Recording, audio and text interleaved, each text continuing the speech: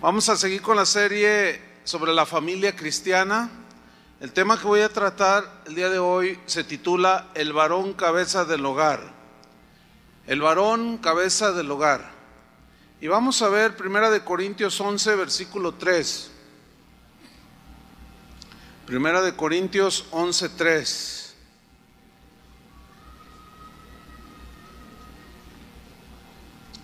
Voy a leer, usted me sigue ahí, dice así la palabra de Dios.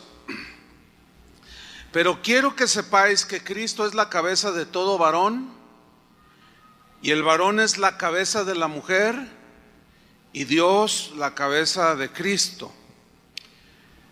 La Biblia nos muestra, se revela un Dios de orden, que en su infinita sabiduría, todo lo que Él ha hecho, toda su creación, en ella se ve, se palpa por todas partes donde veamos el orden que Dios puso a todas las cosas que Él creó. El universo entero es un despliegue de orden, de total armonía. Los científicos al universo le llaman el cosmos. Y la palabra cosmos viene de una palabra griega que significa orden armonioso.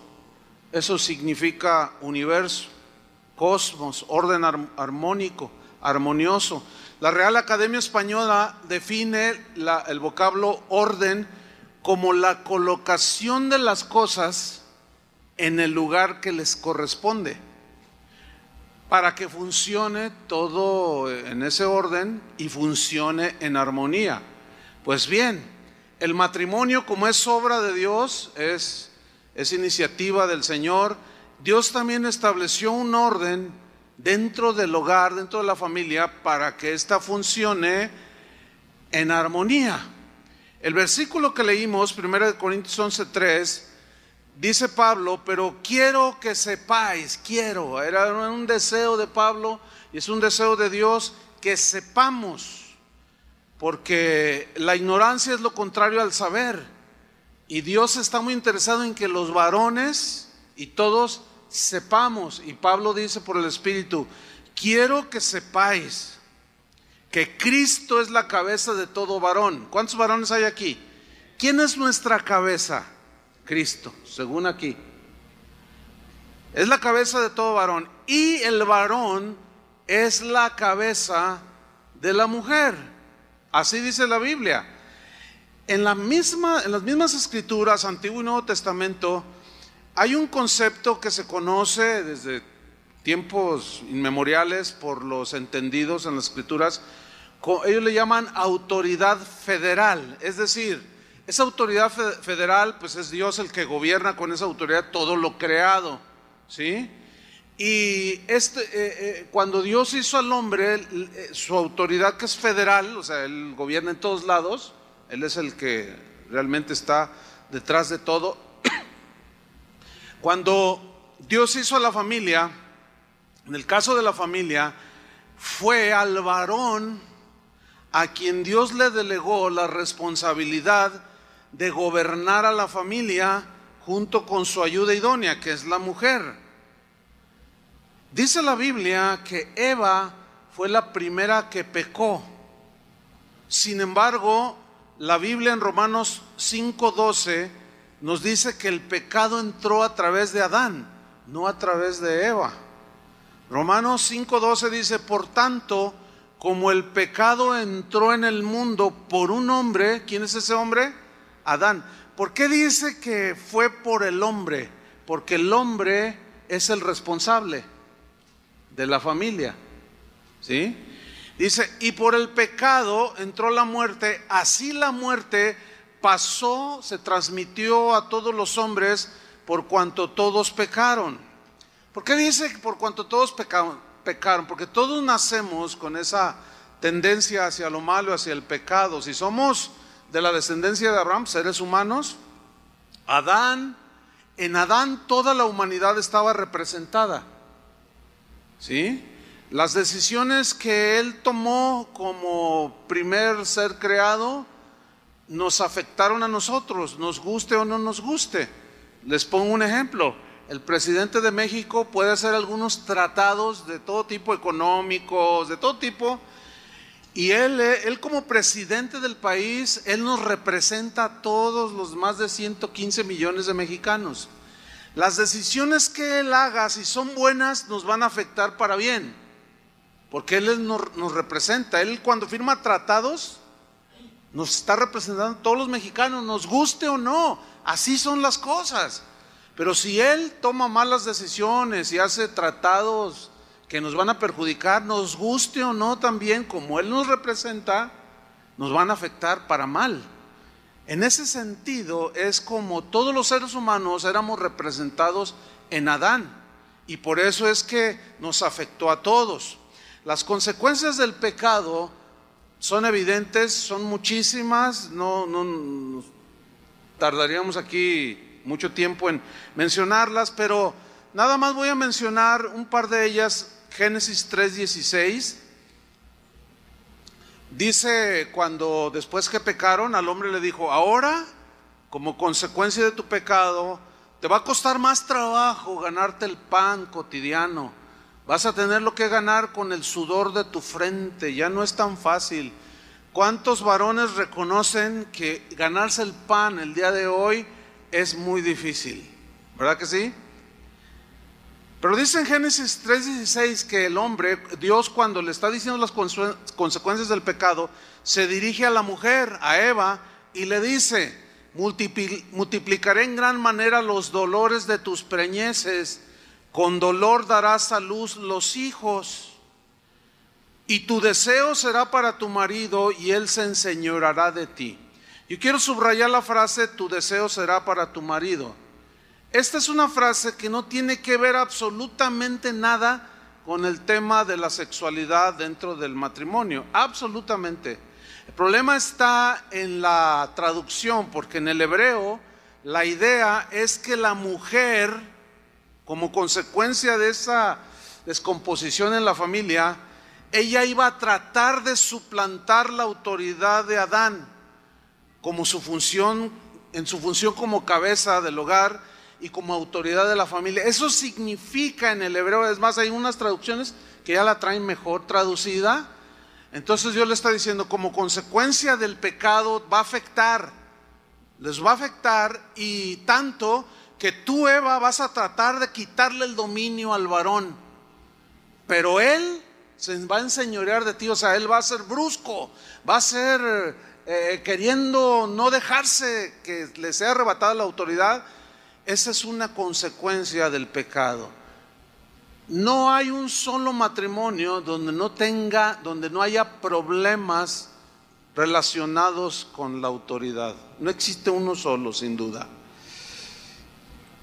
La autoridad que Dios le delegó al varón para gobernar la familia no es, ya en el Nuevo Testamento se explaya de manera muy amplia de cómo debe ser desde el punto de vista de Dios, que recuperó en la muerte de Cristo el plan original para la familia. Pero la autoridad con la que el varón debe gobernar la familia no es levantando la mano contra la mujer, ni tampoco significa esto que por el hecho de que haya un orden sea porque signifique que ella no tiene derechos o que es una persona de segunda clase. No, absolutamente. Al contrario, Dios le da al varón como cabeza, que ya leímos en el Nuevo Testamento, que Cristo es la cabeza del varón, el varón cabeza de la mujer. Como cabeza, el Señor a nosotros los varones nos da muchos mandamientos, y son mandamientos realmente bastante serios. Uno de ellos está en Efesios 5:25, donde dice: maridos, amad a vuestras mujeres. ¿Cómo? Así como Cristo amó a la iglesia. Vamos a ver al final, en algún momento de la enseñanza, hablar un poco de estos versículos de Efesios 5:25. Concluimos pues que el tema de la autoridad en la Biblia y en la familia es un tema de orden. El meollo del asunto es un tema de orden. Es decir, que Dios puso al varón como cabeza de la mujer, no significa que el hombre tenga más valor que la mujer o que el hombre es más importante que la mujer. Absolutamente nada tiene que ver eso. El marido es cabeza de la mujer, es el que dirige la familia y tiene la responsabilidad de guiarla en los caminos del Señor, en las cosas de Dios, porque Dios va a pedirle cuentas a todo varón sobre qué hizo con su familia, cómo la dirigió, cómo la ministró, cómo la enseñó, cómo la cuidó, etcétera, etcétera. Vamos a ver un versículo en 1 Corintios 11, pero en el versículo 8 y 10, donde se discute este punto de la autoridad, la jerarquía que Dios puso. Repito, es por orden. Todos nosotros vemos en las diferentes esferas de la sociedad este principio que vamos a ver aquí, principio de jerarquía. Por ejemplo, ¿cuántos trabajan en una empresa donde hay un gerente que es el jefe? Muchos de ustedes. ¿Verdad que no tienen ningún problema en reconocer que él es el jefe? ¿Que él es el gerente? No. Pero ¿qué sucede si tú utilizas artimañas para querer quitarlo y ponerte tú como el gerente? ¿Vas a tener una de broncas? ¿Sí o no? En todos los estratos de la sociedad se ve esta jerarquía, pero el hecho de que una persona sea el gerente no significa que vale más como persona que los empleados, ¿verdad que no? ¿O que es más importante? No, le tocó ser el gerente, pero él como gerente es el responsable. Vamos a ver 1 Corintios 11, 8 al 10. Dice, porque el varón no procede de la mujer, no, procedemos del polvo. Dice, sino la mujer procede del varón. ¿De dónde creó Dios a la mujer? De una costilla, de parte nuestra. Ya éramos carne y hueso cuando hizo a la mujer. Y tampoco, dice, el varón fue creado por causa de la mujer. No, porque ahí estaba Adán ya, dice, pero no se halló ayuda idónea para él. Y dijo, no es bueno que el hombre esté solo. Sino la mujer fue creada por causa del varón, o para beneficio del varón. Porque dijo Dios, le haré ayuda idónea a Adán. Y fue que hizo a Eva. Dice el versículo 10, por lo cual, o sea, en vista de este orden que se ve desde el Génesis, la mujer debe tener señal de autoridad sobre su cabeza por causa de los ángeles. ¿Qué significa esto? Se los voy a explicar rápidamente. En los tiempos bíblicos había una costumbre de que las mujeres que eran mujeres honestas, fieles, cuidaderas de sus casas, que cumplían su rol como mujeres, que entendían perfectamente cuál era su rol, ellas solían usar un velo literal, un velo en su cabeza. De manera que cuando una mujer era una mujer honesta, íntegra, etcétera, cuando ella salía a la calle, se ponía un velo. Los demás que miraban a estas mujeres que traían un velo decían, esa es una mujer casada, esta es una mujer respetuosa del marido, cuidadora de sus hijos, que cumple su función, es una mujer buena, de provecho. ¿Por qué? Porque ese velo simbolizaba que ella estaba bajo autoridad. A eso se refiere aquí. Pero, ¿cómo es ahora en el Nuevo Testamento? No, eso no se puede interpretar como que las mujeres el día de hoy deben de tener un velo literal. Les voy a explicar por qué. Porque va mucho más allá que los simbolismos en el Nuevo Testamento. En el Nuevo Testamento es el entendimiento y el corazón entendido y sometido a Dios y a su palabra. Porque el día de hoy hay muchos, dentro del cristianismo hay sectores, hay iglesias donde lo interpretan de manera literal, y a las hermanas en las congregaciones las obligan a traer un velo como señal de autoridad, que son mujeres sometidas y todo eso. Pero en la práctica, a mí me consta, yo he tenido contacto a través de los años con muchos ministerios, muchos lugares, y yo he conocido personalmente mujeres que usan velo literal, pero son bien chismosas. No, traen al varón marcando el paso, son gritonas. O sea, el velo no significa automáticamente nada. En el pasado era un simbolismo, pero más que simbolismo, el Señor quiere, mujeres, que acá en su corazón entiendan con humildad que Dios así hizo el orden para la familia. Cristo, la cabeza del varón, el varón, cabeza de la mujer. Entonces, ahora se apela a la nueva naturaleza, al corazón arrepentido, para que las mujeres respeten al marido, se sometan al marido. Ya hablaremos más largo de eso, ahora le toca al varón primero. Entonces, el problema es que la violación al orden de Dios que Él estableció para la familia, la violación a este orden es lo que ha provocado que miles de familias fracasen en la vida. Hay fundamentalmente dos razones. La número uno es por el desconocimiento del varón de lo que significa ser cabeza del hogar. México es un país tradicionalmente católico, ¿sí? Entonces, esa tradición religiosa, en realidad no había mucha capacitación a los fieles. Yo no recuerdo como joven haber recibido enseñanzas sobre el noviazgo que me prepararan y que me enseñaran de qué se trata ser un marido. Yo no me acuerdo, yo buscaba y no, pues aquí no, ni siquiera cuidan a los niños, es un lloradero. Yo me acuerdo bien. Entonces venimos de una herencia religiosa de Padre nuestro que estás en los cielos y hasta allí. ¿Me explico? Entonces, de conocimiento, de entendimiento de que si Dios hizo la familia, bueno, tengo el derecho de saber cuál es mi función como cabeza del hogar. Entonces, como muchos de ustedes, la gran mayoría que profesaban esa religión, pero ahora que están en Cristo, pues llegaron con esa ignorancia. Pero ahora Pablo nos dice a nosotros los varones: pero quiero que sepáis que Cristo es cabeza del varón y el varón es cabeza de la mujer. Y la violación a este orden es lo que ha provocado tantos problemas: la ignorancia, el desconocimiento.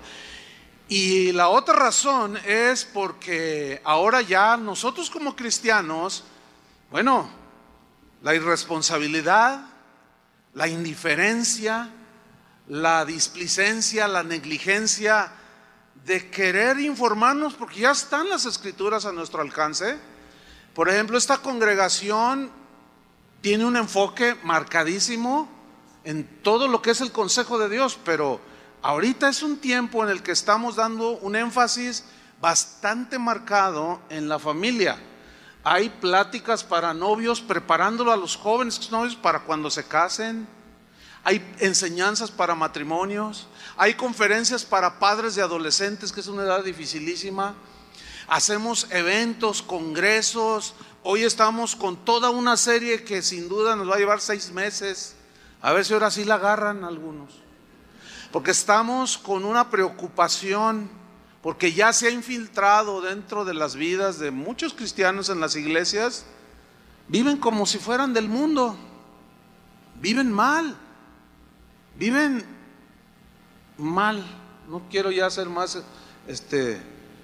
descriptivo aquí, pero esto provoca que el hombre, por su ignorancia o irresponsabilidad, la consecuencia o lo que sucede más a menudo es que la mujer, como que algo hay en la mujer, como que tiene una conciencia como más presente de la importancia de la familia. Entonces, cuando ve que el varón no toma su función, entonces ella intenta tomar el lugar del varón. Por consecuencia, vienen más problemas. Viene la desarmonía, la confusión, el caos en la familia. Pero esto sucede no porque la mujer no sea una persona inteligente o no porque no pueda. Ese no es el problema, sino el problema está en que se está violando el orden de Dios. Ese es el problema. Un ejemplo de que la mujer sí puede son tantas viudas, y aquí hay un buen número de ellas, que quedaron viudas, quedaron solas, y muchas de ellas jóvenes. Y ellas sacaron adelante a sus hijos. Hay algunas aquí que hasta carreras universitarias les dieron a sus hijos. Hay mujeres que fueron abandonadas, que nunca más se volvieron a casar, y sin embargo sacaron adelante la familia, los hijos. Entonces no es cuestión de inteligencia, no es que no puedan o sean o no sean inteligentes. No es el punto. El punto es la violación, el no sometimiento de la mujer, el descuido del varón. Eso se conjuga y bueno, vemos las consecuencias en muchas familias cristianas, ya ni siquiera del mundo. Entonces vemos que la Biblia le da un papel al varón que es fundamental.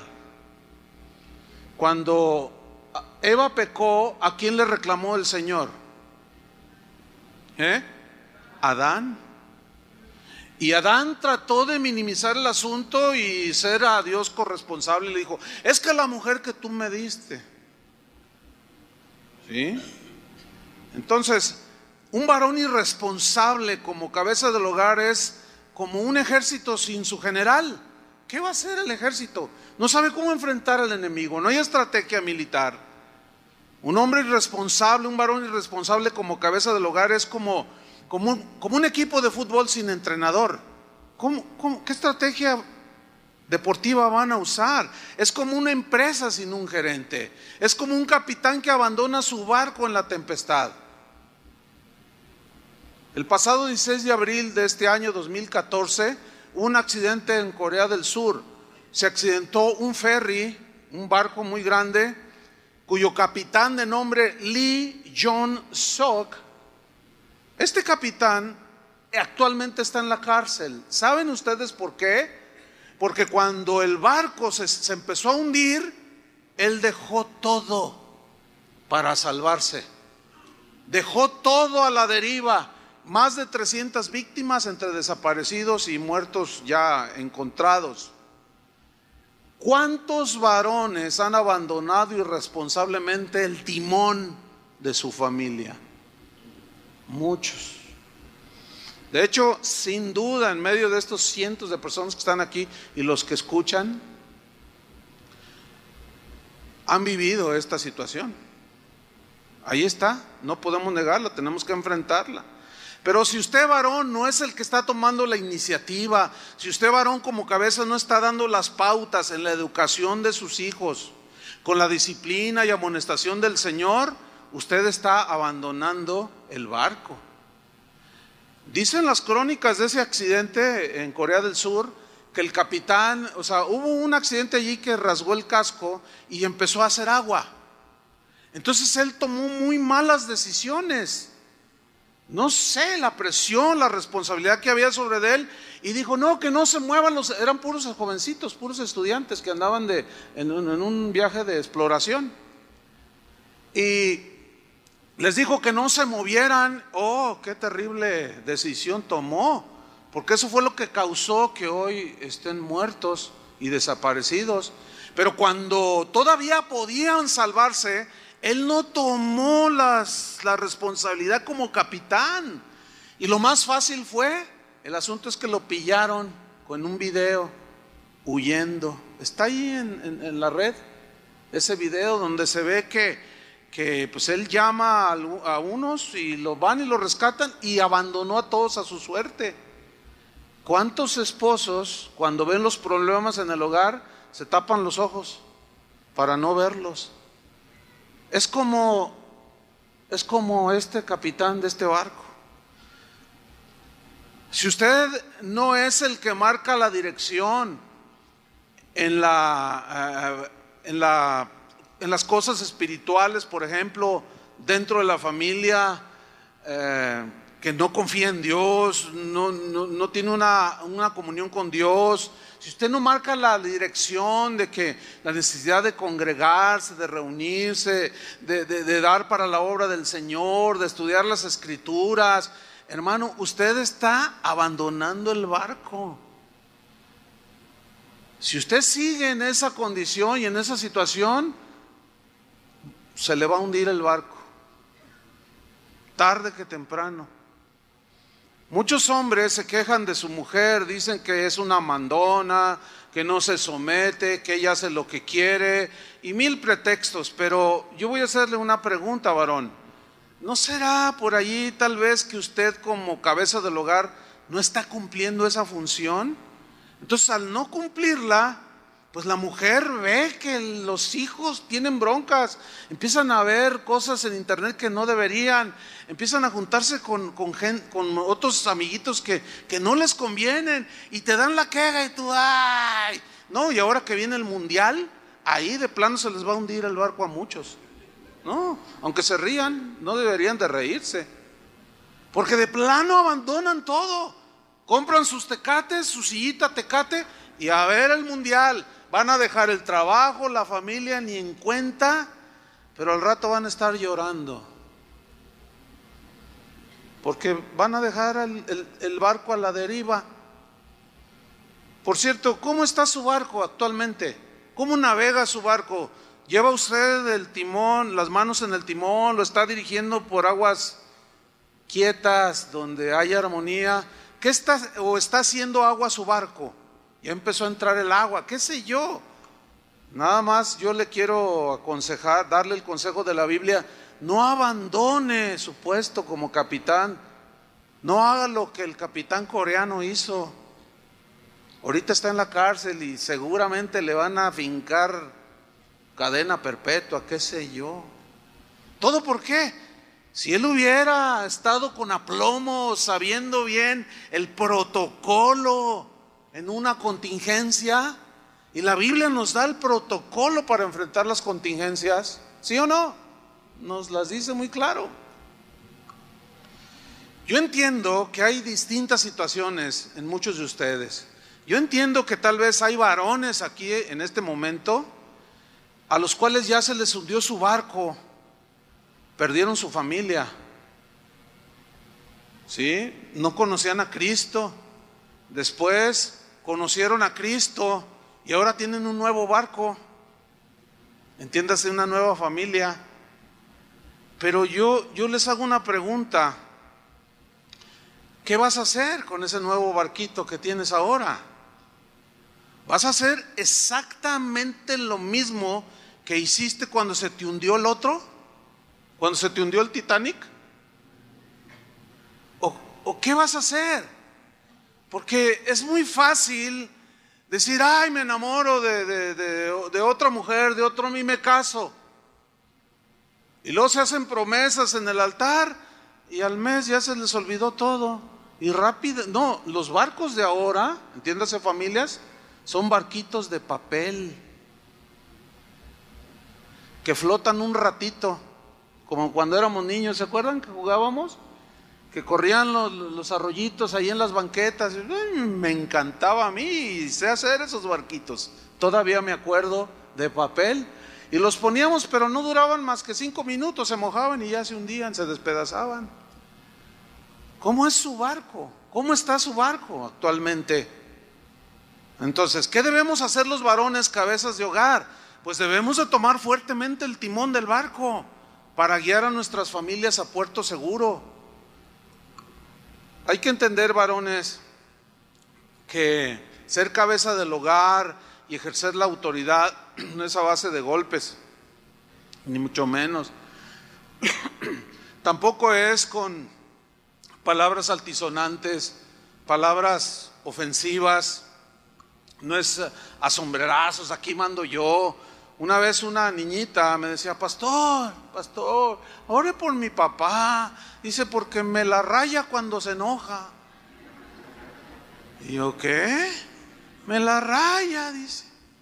Bueno, para los que no, de otros países que no entienden, me la rayó, significa que es una ofensa muy fuerte a su mamá. Fíjate nada más, a su hija.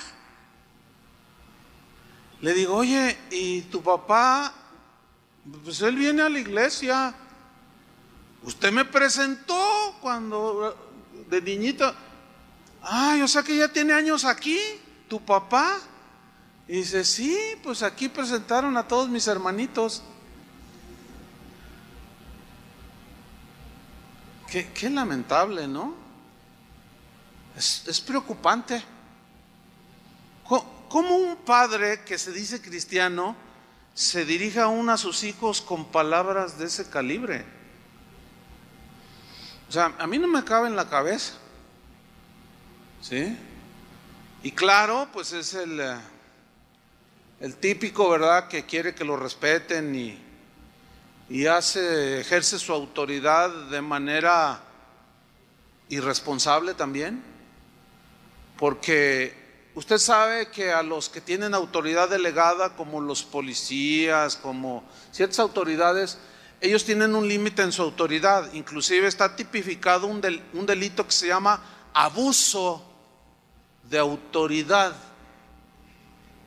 Como el otro día un jovencito, que es un joven sano, no fuma, no, o sea, es un trabajador, bien, un buen muchacho, se encontró ahí de pasada, para su mala suerte, entre comillas, una patrulla y le dijeron, a ver, párate, saca la marihuana. No, yo no, nada, ¿cómo no? Órale, que no sé qué. No, escúlquenme. Le quitaron su dinero, le quitaron su cartera, lo asaltaron. O sea, eso se llama abuso de autoridad. Y si pones una denuncia, y son derechos los jefes, los destituyen y los andan metiendo a la cárcel. Bueno, varón, escúchame bien. Dios nos ha dado una autoridad para gobernar la familia, pero no caigamos en el abuso. Son los dos extremos. Por un lado hay abuso de autoridad de la cabeza del hogar, que es el varón, y por otro hay una negligencia, como la que también vemos en las autoridades. Ahí va una señora y dice, vengo a poner una denuncia porque violaron a mi hija. Y está ahí sentadote el Ministerio Público con una a ver, ¿usted vio? A ver, tráigame 50 testigos. A ver, tú dices, oye, no, de plano te desespera. Bueno, también eso es acreedor a una sanción. Entonces nosotros no podemos estar ni en la negligencia, en la displicencia. Oye, viejito, es que habla con Juanito, porque mira, Juanito empezó a ver películas que no debe de ver. Déjalo que se haga hombre. Déjalo que se haga hombre. Fíjate nomás. Así me hice yo hombre. Pero tú eres cristiano ahora. Pues sí, pero así me formé y mírame ahora. Pues sí, te veo, dice la señora. Hay una historia en la Biblia que nos enseña mucho sobre cómo dirigir el barco. Vamos a Nehemías capítulo 4 versículo 1. ¿Quién era Nehemías? Nehemías era un hombre que tenía temor de Dios. Los varones aquí, ¿cuántos tienen temor de Dios? Muy bien, tú eres un candidato a ser como Nehemías. Israel había sido invadido. Las murallas en aquel tiempo, las ciudades tenían murallas de protección, eran altas. Todos los que vivían dentro de una ciudad de aquellos tiempos estaban protegidos por esas murallas. Los enemigos no fácilmente entraban, pero como ellos abandonaron a Dios, se rebelaron contra Dios, los enemigos los vencieron y derribaron las murallas de Jerusalén, de la ciudad santa. De manera que cualquier enemigo de Israel podía entrar como Juan por su casa y hacer de ellos escarnio. Y Dios le encomienda a Nehemías la reconstrucción de los muros de Jerusalén. Vamos a leer. Dice el versículo 1: cuando oyó Sanbalat que nosotros edificábamos el muro, subraya la palabra edificar. O sea, estábamos reconstruyendo, arreglando todos esos muros para levantarlos, para protegernos de los enemigos, proteger todas las familias de Jerusalén. ¿Quién fue el que oyó que estaban edificando? Sanbalat. Este era un enemigo de los judíos. Sanbalat tipifica y simboliza a todos nuestros enemigos también. Simboliza, lo podemos aplicar también a los enemigos de la familia, a los enemigos del matrimonio. Y cuando oyó Sanbalat que edificábamos el muro, se enojó y se enfureció en gran manera, e hizo escarnio de los judíos, y habló delante de sus hermanos y del ejército de Samaria, y dijo: ¿qué hacen estos débiles judíos? ¿Se les permitirá volver a ofrecer sus sacrificios? ¿Acabarán en un día? ¿Resucitarán de los montones del polvo las piedras que fueron quemadas? Esto equivale a lo que nos sucede a nosotros cuando nos convertimos, que éramos descuidados, andábamos más con los amigos que estar con la familia, con los hijos.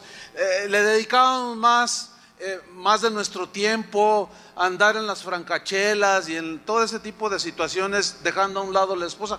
Pero un día conociste a Cristo, y todos esos amigos y aún tu familia se empiezan a burlar de ti, y algunos hasta se enojan porque ahora te ven cuidando a tu familia, pasando tiempo con ellos, y te dicen mandilón. Es lo primero que dicen: eres un mandilón, tu esposa te trae aquí. Pero no es verdad, ¿verdad que no, varones? Lo que pasa es que ahora estás entendiendo que como cabeza del hogar tienes una responsabilidad delante de Dios, y que lo más precioso que tienes en tu vida es tu familia, tu esposa y tus hijos. Y que el barco estaba haciendo agua y ahora estás tapando los hoyos para que el agua ya no entre, y se van a burlar de ti. Eso fue lo que hicieron con ellos. Pero dice el versículo 3 que estaba junto a él Tobías amonita, otro enemigo, el cual dijo: lo que ellos edifican del muro de piedra, si subiere una zorra, lo derribará. Ahí está otro. Tobías simboliza otros tantos enemigos de Israel, otros tantos enemigos del matrimonio. ¿Qué vemos aquí? En primer lugar, vemos que Nehemías no se amedrentó, no se llenó de temor ante las adversidades. O sea, no soltó el timón del barco y dijo: no, ¿saben qué? Mejor ahí nos vemos. Más vale que diga aquí corrió que aquí quedó, y arréglese cada quien con sus uñas, yo ya me voy. No, al contrario, él nos da la pauta y principios que nosotros como cabeza del hogar podemos aprender. ¿Qué hizo? Él simplemente oró, se encomendó a Dios y confió en Dios que le diera fuerza, sabiduría y cómo enfrentar a los enemigos de Israel. Y él oró, dice en el versículo 4: oye, oh Dios nuestro. Y empieza a orar con el Señor, empieza a depositar en él la confianza para que Dios le dé la fuerza, la fortaleza, la sabiduría para enfrentar a los enemigos que se estaban volcando sobre ellos, que querían impedir que ellos construyeran sus protecciones. Y de ahí vamos hasta el versículo 6. Dice: edificamos pues el muro. Edificamos, o sea, siguieron adelante. No te detengas, varón. Sigue echándole ganas. Yo sé que probablemente algunos de tus hijos, alguno o dos o los 15 que tienes, están ahora en rebeldía. No lo sé. Y estás ahí, a veces te desanimas. O sea, a todos nos pasa lo mismo, hermanos. Pero no podemos soltar el barco. ¿Entienden? El timón del barco. Tenemos que seguir adelante. Entonces dice que edificamos pues el muro, y toda la muralla fue terminada hasta la mitad de su altura. O sea, buen trabajo habían hecho ya. ¿Dónde vas tú en la edificación de la protección que como varón, como cabeza del hogar, tienes que hacer alrededor de tu familia, cercándola? ¿En dónde vas? A lo mejor en el cimiento, a lo mejor llevas 2, 3 ladrillos, a lo mejor ya llevas 1 metro. Aquí ya llevaban 3, 4 metros. Ya se ve que Nehemías había puesto mucha diligencia en eso, sabedor de que Dios le iba a pedir cuentas de su liderazgo, en este caso de Nehemías. Seguimos leyendo en el versículo 6. La muralla fue terminada hasta la mitad de su altura, porque el pueblo tuvo ánimo para trabajar. Mira, tuvo ánimo. Había ánimo en las mujeres, en los hombres, en los jóvenes, los niños aún. Todos participaban. Eso habla de una unidad que había logrado Nehemías, que la gente entendiera, y se unieron, como vamos a ver más adelante, por familias, y entre todos se animaban, ¿sí? Tuvieron ánimo para trabajar. Versículo 7. Pero aconteció que oyendo Sanbalat y Tobías, sus enemigos, pero ahora se añaden otros más, y los árabes, los amonitas y los de Asdod, cuando oyeron que los muros de Jerusalén eran reparados, porque ya los portillos o las grietas, los hoyos, comenzaban a ser cerrados, tapados, se encolerizaron mucho y conspiraron todos a una para venir a atacar a Jerusalén y hacerle daño. ¿Qué hizo Nehemías? Un trabajo excelente. ¿Por qué?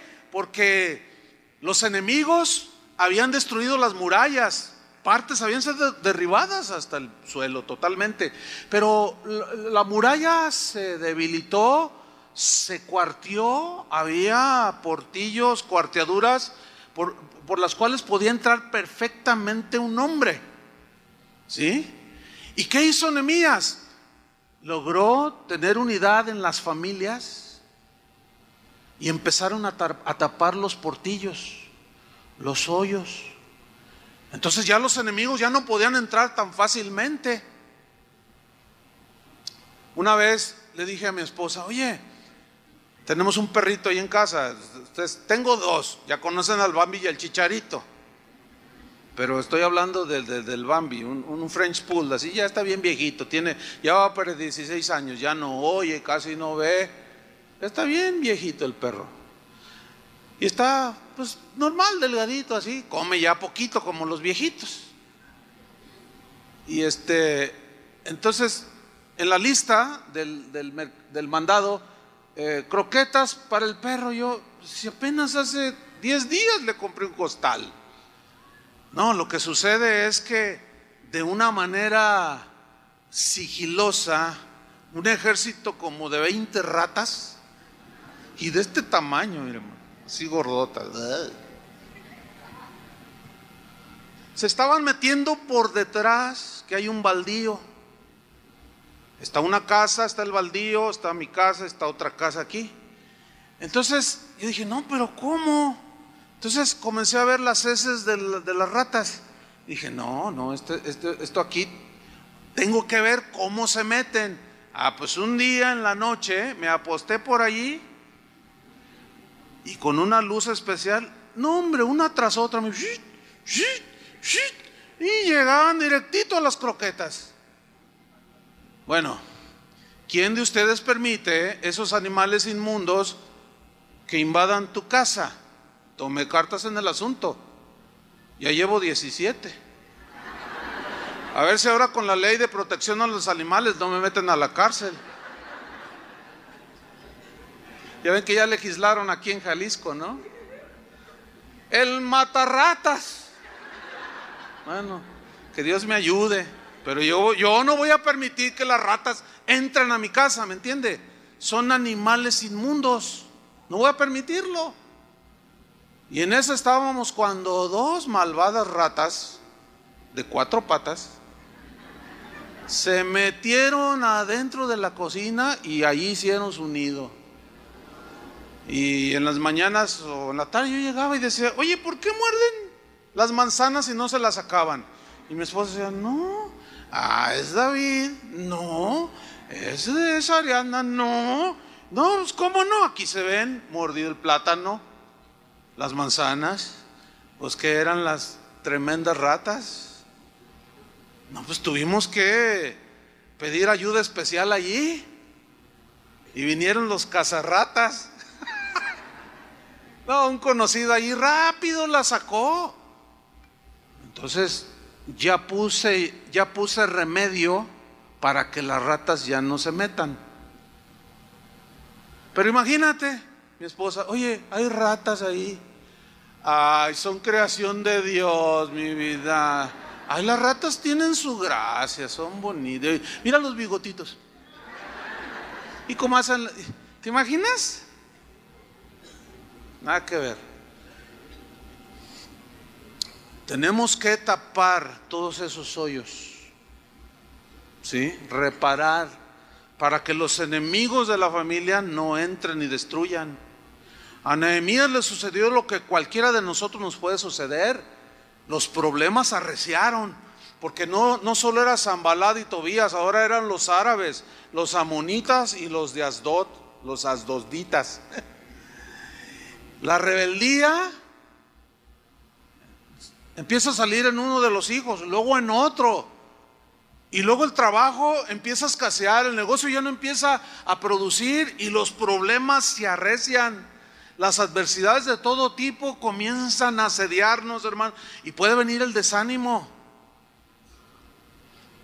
En ocasiones parece como que Dios nos abandonó, y a veces hasta le preguntamos al Señor: Señor, ¿dónde estás? El Señor ahí está, pero Él no va a hacer nada que nos corresponda a nosotros hacer. ¿Oyeron eso? Absolutamente nada va a hacer Él que nos corresponda a nosotros hacer. Por ejemplo, si yo ofendo a mi esposa y ella está dolida en su corazón, Dios no va a venir a pedirle perdón a mi esposa en nombre mío. Y se le aparece el Señor: mira, Vicky, perdona a tu marido, es medio cabezón del hogar. Dios nunca va a hacer una cosa así, pero va a tratar conmigo, ¿me entienden? ¿Por qué? Porque como yo fui la que lo ofendí, yo soy el que tengo que pedirle disculpas a ella. ¿Están entendiendo, verdad? Se les nota en la cara, nadie se está durmiendo. Eso significa que el tema está interesante. Ahora, ¿qué hizo Nehemías ante todo esto? ¿Abandonó el barco y lo dejó a la deriva? La respuesta es un rotundo no. No se ve que hizo eso. Nehemías nos vuelve a dar la pauta y nos enseña qué debemos hacer. Dice el versículo 9, Nehemías 4:9: entonces oramos a nuestro Dios, otra vez oramos a nuestro Dios, y por causa de ellos pusimos guarda contra ellos de día y de noche. Dijo Nehemías: no, en la noche como las ratas en la casa del pastor Chuy, se están metiendo. Ellos están dormidos, se descuidan. No, ahora mientras levantamos vamos a poner guardias, ¿sí? Nehemías provocó que todos estuvieran atentos, velando y confiando en Dios. Miren, como seres humanos, ahí está una familia: el esposo, la esposa, los hijos. Bueno, el esposo no es infalible, ¿verdad que no? El padre de familia, no hay nadie. Todos fallamos, nos equivocamos. La esposa también se falla, se equivoca, también los hijos. Pero entonces, ¿cómo enfrentar todos esos errores? ¿Cómo enfrentarlos? La Biblia dice que cada uno de nosotros puede aportar para la armonía. Es decir, mire, cuando yo estoy débil como esposo, como padre de familia, a veces me puedo desanimar, y ahí es donde entra la esposa como ayuda idónea. No, mira, mi amor, vamos a orar para que pedirle a Dios esto. Ánimo, mira, tú eres un hombre de Dios, y te levanta el ánimo. La Biblia dice que dos son mejores que uno, ¿cierto? Entonces ella inclusive me puede decir: no, mira, toma cartas en este asunto, no lo descuides, y en cierta manera hacer un llamado de atención.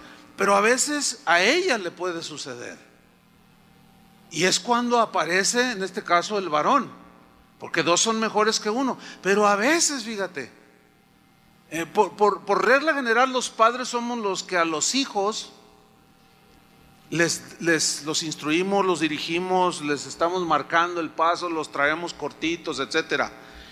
Pero escúchenme bien, cuando los hijos van creciendo y van madurando, ellos ya pueden empezar a aportar para la armonía del hogar.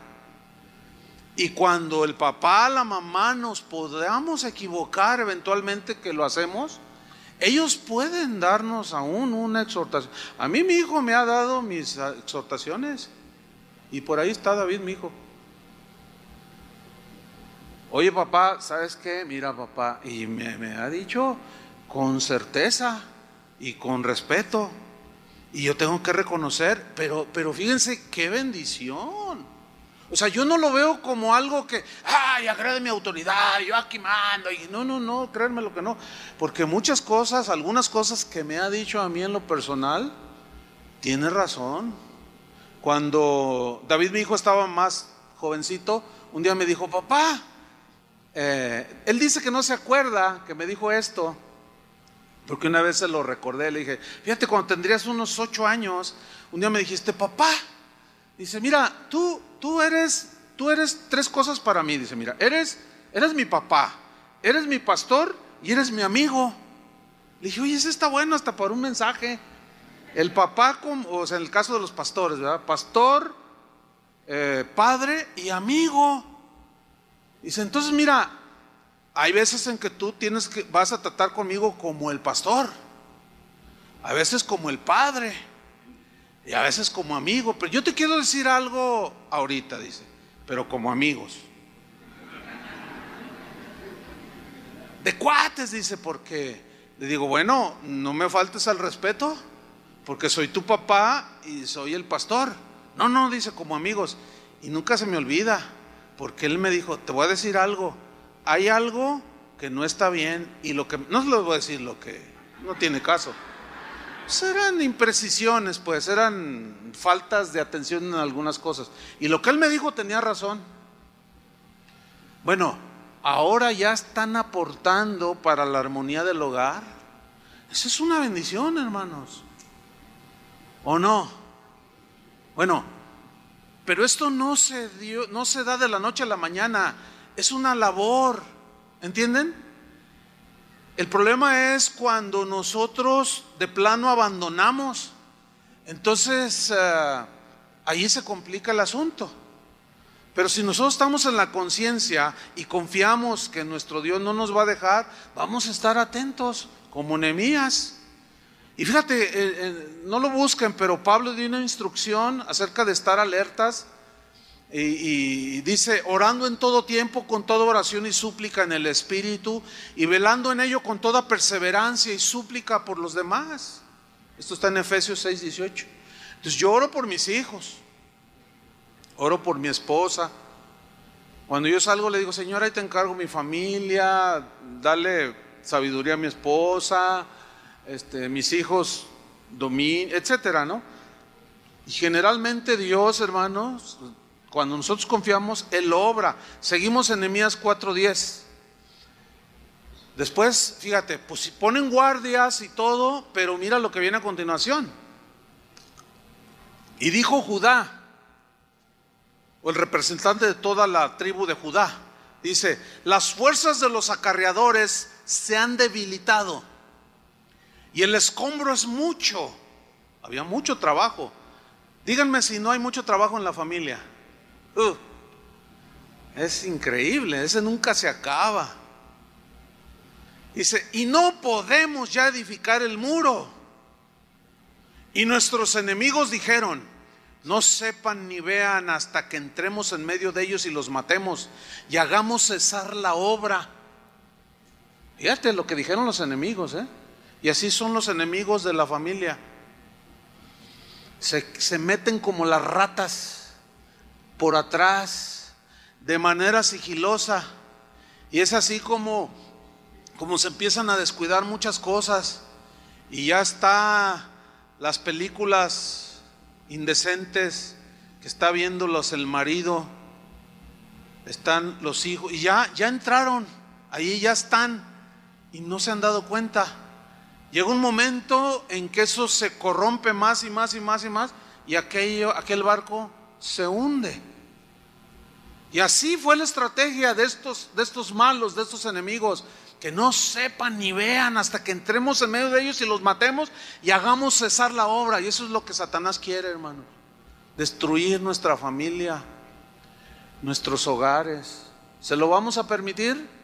Ya Dios nos dio las armas de nuestra milicia, que no son carnales, sino son armas poderosas en Dios para la destrucción de fortalezas, de argumentos, de gente mala, del mismo Satanás. Y ahí está su palabra. Dice el versículo 12: pero sucedió que cuando venían los judíos que habitaban entre ellos, nos decían hasta 10 veces: de todos los lugares de donde volviereis, ellos caerán sobre vosotros. O sea, tratando de minar la fuerza, el ánimo. Y a veces, fíjense, nosotros mismos en la familia podemos hacer ese papel nocivo que hace el enemigo, de decir: no, de plano, mujer, no sirves para nada, no, olvídate. De plano, mira, por tu culpa están así las cosas. Y empezar, en lugar de confabularse en el buen sentido para hacer lo bueno y tapar los portillos, no, empieza el ataque unos con otros. Y luego él ya se enoja y se quita el zapato, pero ella agarra una cacerola de este tamaño y se tapa, y luego se lo surte a él. Y bueno, lo que ustedes ya saben que pasa. Bueno, donde suceda, en casi ningún hogar, ¿verdad que no? ¿Y qué dice aquí? Mira lo que dice en el versículo 13. Entonces, por las partes bajas del lugar, o sea, de la ciudad, las partes bajas donde era fácil que se escondieran los enemigos, detrás del muro, porque se esconden detrás del muro, dice, y en los sitios abiertos, ¿qué hizo Nehemías? Puse al pueblo, ¿cómo? Por familias. ¿Por qué por familias, hermanos? ¿Alguien me quiere responder? ¿Fue una ocurrencia de él? ¿Por qué puso guardias por familias? Nehemías es un líder ejemplar que logró mantener a las familias que formaban el pueblo de Israel de ese tiempo en una unidad. Iglesia, familias sólidas, familias edificadas en el Señor, forman iglesias sólidas. ¿Sí o no? Como consecuencia, países sólidos. ¿Saben por qué el mundo se está desquebrajando a pedazos? Porque la familia se está desquebrajando a pedazos. Hoy los gobiernos legislan que se pueden casar mujer con mujer, hombre con hombre. Ya legislaron que los animalitos tienen derecho a la vida. A un perro no lo puedes echar gasolina y prenderle. Pero a la vez, en su hipocresía e ignorancia, legislan que las mamás pueden matar al bebé cuando quieran. ¿Quién les entiende a estos tipos? ¿Vale más un perro que un bebé? A mí me gustaría que me contestaran los legisladores. Están en la oscuridad, están en las tinieblas. Pero nosotros no estamos en las tinieblas para que aquel día nos agarre desprevenidos. Tenemos la luz del Evangelio, ¿sí o no? Podemos meter y tener nuestra vida en orden, nuestra familia en orden, tus finanzas en orden, el hogar en orden, tus cosas en orden, tu negocio en orden, orden. ¿Quién pone orden? Esa palabra ni se escucha ya, es un desorden ya todo. Pero Dios quiere que volvamos al orden que Él estableció. Y miren, dice que puso al pueblo por familias, con sus espadas, con sus lanzas y con sus arcos. Versículo 14, después miré y me levanté y dije a los nobles y a los oficiales, fíjate, a los nobles, significa a los principales, los que tenían autoridad para gobernar, autoridad delegada, y a los oficiales, a los que tenían el pueblo en la dirección de la construcción, gente con autoridad. Les dije a los nobles, a los oficiales y al resto del pueblo, o sea, a todos, ¿qué les dijo? No temáis delante de ellos. ¿De quién? De los enemigos. Nosotros hemos tomado una decisión de hace mucho tiempo, desde siempre, de enseñarles la palabra de Dios, enseñar todo el consejo de Dios. ¿Por qué? Porque esa es la responsabilidad que como pastores Dios nos ha encomendado, que les enseñemos a ustedes los caminos de Dios. Pero una vez que nosotros les enseñamos a ustedes, ustedes ya son responsables. Lo que ustedes hagan y cómo vivan ya es responsabilidad de ustedes. Si ustedes deciden obedecer como Dios le dijo al pueblo en los tiempos de Moisés: mira, he puesto delante de ti la vida y la muerte. Y Dios les dice: escoge la vida para que vivas. Pero a pesar del consejo de Dios que les decía: escojan la vida para que vivan, muchos decidían escoger la muerte. No hace mucho me enteré de unas personas de un matrimonio que se abandonaron, se dejaron. Entonces, oye, ¿qué pasó? No, pues ya no lo aguanto, y que no sé qué, que bla, bla, bla. Entonces yo les dije: oigan, ¿y dónde está la promesa que hicieron en el altar? ¿Dónde está? ¿Qué no dijeron que en la salud y en la enfermedad, en la pobreza y en la riqueza? ¿Qué no dijeron que en la tempestad y en la calma? ¿Qué pasó? O sea, ya hasta la palabra de compromiso que hacemos la pisoteamos por cualquier cosa. Y soltamos el timón del barco y deriva, y al rato se pelean por los hijos. Y el niño: ¿con quién me voy? ¿Con melón o sandía? ¿Con quién me voy? Y empieza la confusión, y empieza a crecer el niño y dice: no, yo nunca me voy a casar. O si es niña: yo nunca me voy a casar. Y luego dicen: todos los hombres son iguales. Y ya incluyeron a todos, hasta tus hijos que están creciendo como infieles, inconstantes. Y eso es mentira, ¿sí o no? Pero hay tanto dolor y tanta frustración que se comienza a juzgar de una manera general, y eso no está correcto. Entonces Nehemías comienza a alentarlos y los dirige hacia Dios. Todo varón tiene que guiar a su familia hacia Dios, lo mismo que un pastor tiene que guiar a las ovejas hacia Dios, no hacia uno mismo. Porque Dios es el todo y en todos. Y les dice: no teman delante de ellos. Estoy en el versículo 14.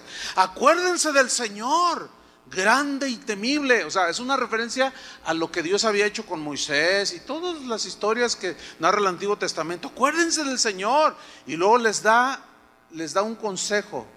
Aquí está en el versículo 14. Y dice: pelead por vuestros hermanos, pelead por vuestros hijos y por vuestras hijas, por vuestras mujeres y por vuestras casas. ¿Qué tenemos que hacer, varones?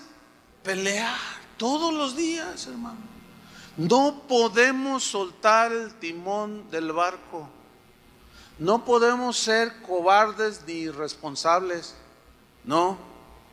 Dice el versículo 15: y cuando oyeron nuestros enemigos que lo habíamos entendido y que Dios había desbaratado el consejo de ellos, nos volvimos todos al muro, cada uno a su tarea. ¿Ven?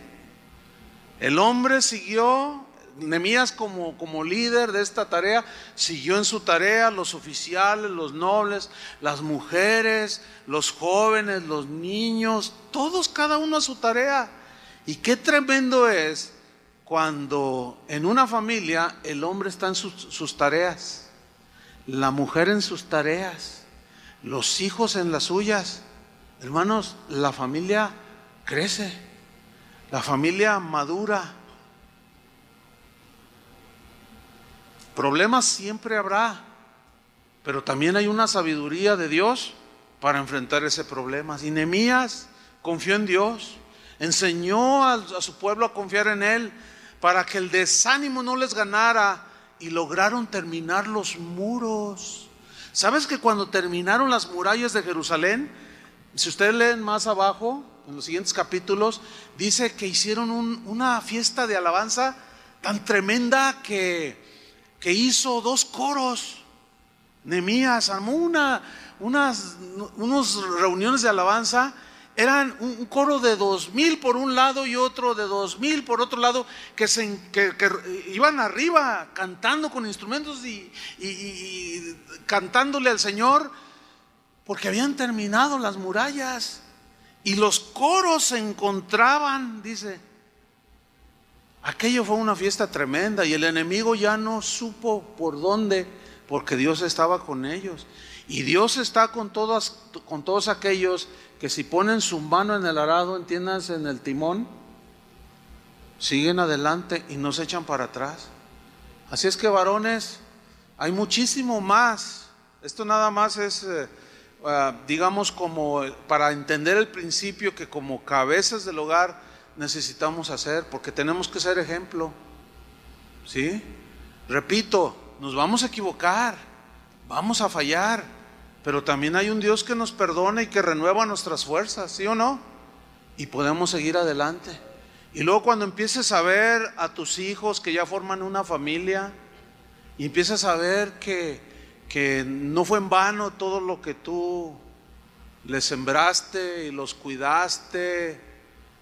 En fin, hermanos, ¿qué vamos a hacer? Vamos a tomar el timón con las dos manos y seguir adelante. Amén, varones.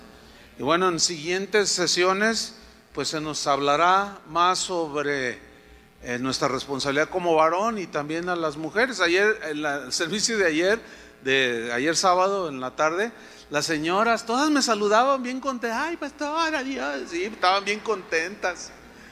Y los hermanos así, todo el bigote caído y todo, iban así un poco apaleados. Dijo, ay, hermano, nos apaleó. Pero sí es cierto, dice, le voy a echar ganas. ¿Cuántos le van a echar ganas? No huyan.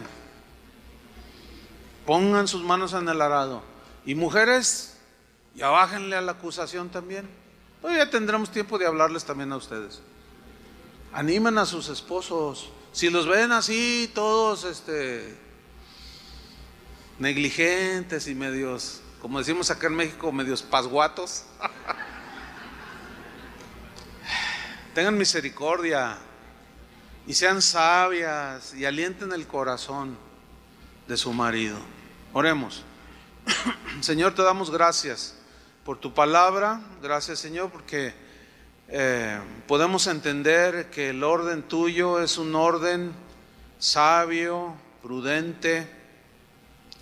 Es un orden que va a llevar a que cada uno de nosotros como cabezas del hogar te rindamos buenas cuentas al final del tiempo, cuando nos llames a tu presencia y estemos viviendo los últimos días aquí en esta tierra y podamos decir, como el apóstol Pablo, he terminado la carrera, he guardado la fe. Y Señor, cuidar simplemente de la familia que tú nos has encomendado es una tarea continua de todos los días. No es nada fácil.